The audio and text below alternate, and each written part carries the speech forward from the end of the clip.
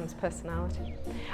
He's extremely happy and very, very sociable. His personality is just fun and exciting, and he loves people, and he loves to play, and he loves running around and seeing animals and all sorts of things. I mean, he's open to anything. He enjoys meeting people and and being in new situations. How difficult has it been? Overall, since 4 years ago tomorrow. Well, it actually started before that, because he's my second child. When he doesn't walk, and he doesn't roll over, and he doesn't crawl, and he doesn't speak, you know something's wrong. You know it. You don't know what it is, but you know that something is not quite right. He was always happy. He was always flapping his arms, and you're thinking, this is not neurotypical behavior, but I have no idea what's going on. And so I would post messages, on mums groups, and they'd say, oh, it'll be fine, he'll walk. It'll be fine, he'll talk. And you're there thinking, no, there's something not quite right. You're not going to say it's wrong with him, but there's something not right.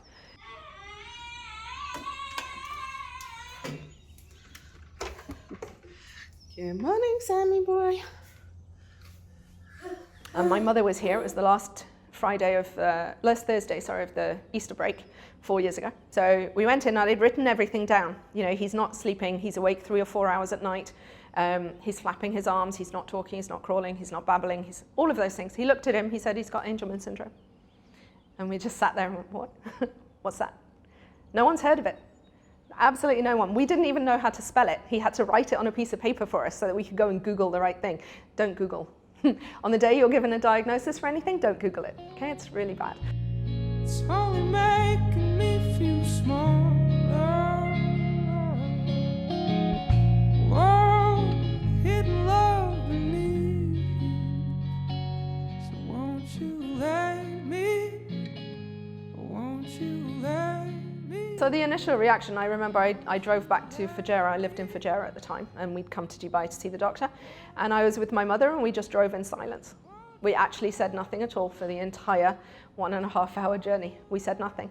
There was nothing to say. There was nothing we knew. We had no idea what to say.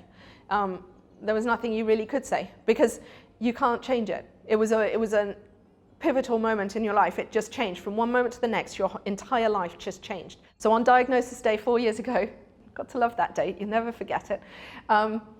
You think life's come to a stop. You just think, what on earth are we going to do? What on earth has happened? And that difficulty just feels like a huge obstacle. It's just huge, right in front of you. You can't change it. That was just soul destroying. You talk about him for about 6 months, and you talk about him and cry. You can't not. It's a really strange feeling, because you're grieving for a child that's still alive. You're grieving for what you thought he would achieve, what you thought he would do, the fact that he's going to be so tall, and could be a fantastic basketball player, just things that go through your mind as a mum. But that first, I want to say 6 months, was just a blur, actually. It was just a blur.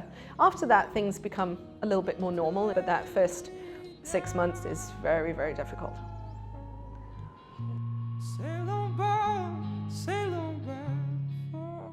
There's a poem, and it's called Welcome to Holland, and it's a poem that's given to most mums, for example, like me on diagnosis day. It's called Welcome to Holland, and the idea is you have a baby and you think you've packed, everything is ready, you're going to go to Italy. Okay, your journey is going to lead you to Italy. You've packed for Italy, you're prepared for Italy, everything is ready for Italy. And then halfway in the journey, you're in the aeroplane, and the pilot says, oh, welcome to Holland. And you're there thinking, well, I don't want to go to Holland. I haven't packed for Holland. I'm not ready for Holland. I don't want to go to Holland. But that's what the reality is. You thought you were on a certain journey and a certain trajectory with your child, and it's not going to be that at all. You're going to end up in a completely different place. But after a while, it says in the poem, you'll realize that Holland is a beautiful place to be. It's different. It's got different people. It's got people that you would never have met otherwise. And that's the reality, that because of Sam, life is completely different to the way I thought it would be. You have to change your entire mindset about the fact that he's who he is, and he lives in the present. He lives a little bit in the past, but not in the future. So you have to change your lens, basically. You change your lens, you change how you view him, you change how you view your life as a family. You have to be very, very patient and just remember that he doesn't understand a lot of things, and that he doesn't comprehend things at all in the same way as the majority of people. And you have to give a lot of yourself to him and to his needs. And so you have difficulties, but they're not now as difficult as you thought they could be, if that makes sense.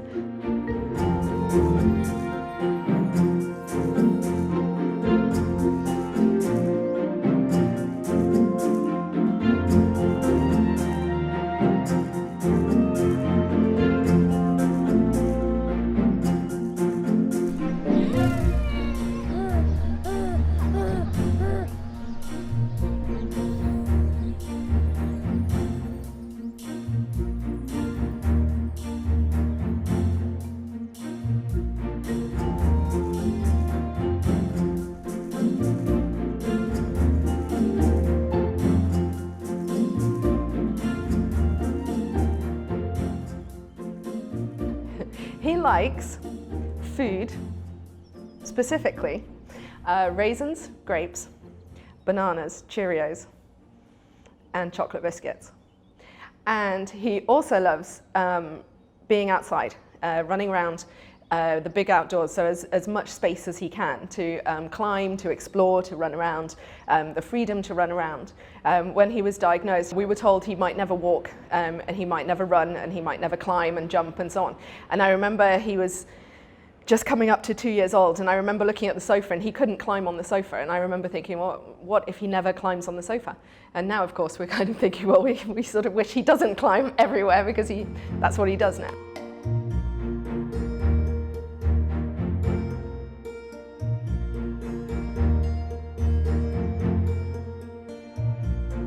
He's non-verbal in the sense that he doesn't speak words. However, he makes lots of noises. So the noises he makes are very specific. You know what his noise means. So for example, in the morning when he's really happy, you'll get a really happy noise. When he's tired, you'll get another noise. When he doesn't want to do something, it's another noise again. You have to read and watch what he says. So you have to look at his body language, you have to look at what he's doing with his hands, you have to look at where he's going. So for example, if he's standing next to the door, it means, hello, I want to go outside. If he's pushing your arm away, it means I don't want it. If he's standing by the kitchen and making lots and lots of noises, it usually means he's hungry or he's thirsty. So then it's up to us at the moment to work out what he is trying to say. So it's something that just keeps evolving. So it just keeps moving, and you just go, oh, look, that's what he means. Oh, look, that's what he's saying. And so he knows what he's saying. It's up to us to interpret it. As you can see, he's in the pool doing hydrotherapy, so that all of that is resistance against his muscles in the water. It's extremely good for him. The more time he spends in there, the more muscle work he does, effectively.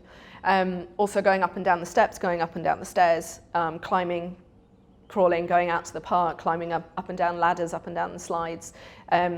He doesn't really need a lot more than that. I mean, he balances really well. It's just a case of practice. We practice a lot on physical therapy. Occupational therapy is the things like using his fork, using a spoon, and so on. One of the next things we want to try and do is get him to learn how to put a t-shirt on, something like that. So it's all designed, all the OT is designed to make him more independent and be able to do more things by himself.